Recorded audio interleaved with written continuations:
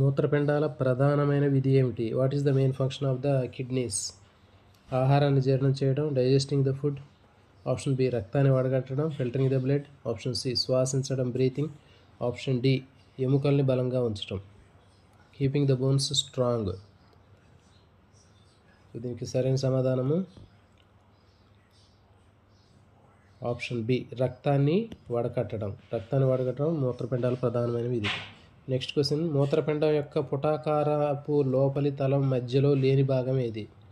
మూత్రపిండం యొక్క పుటాకార తలపు యొక్క లోపలి భాగంలో మధ్యలో లేని భాగం ఏది? Which part is not located at the concave inner surface of the kidney? Option A hilum. Option B వృక్క ధమని. ఆప్షన్ సి వృక్క సిర. Option D కాలేయము.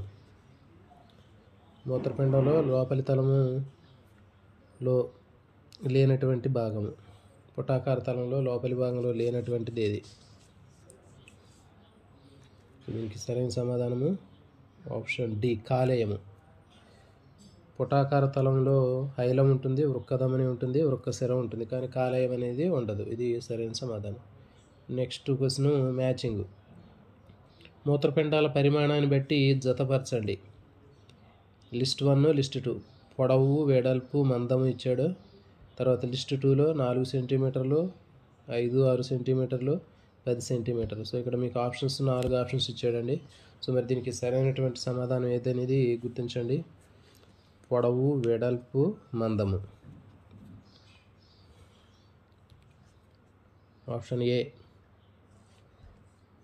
1R 2Q 3P.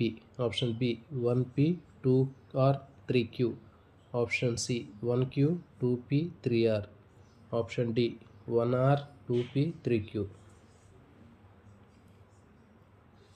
దీనికి సరైన సమాధానము option A 1R 2Q 3P.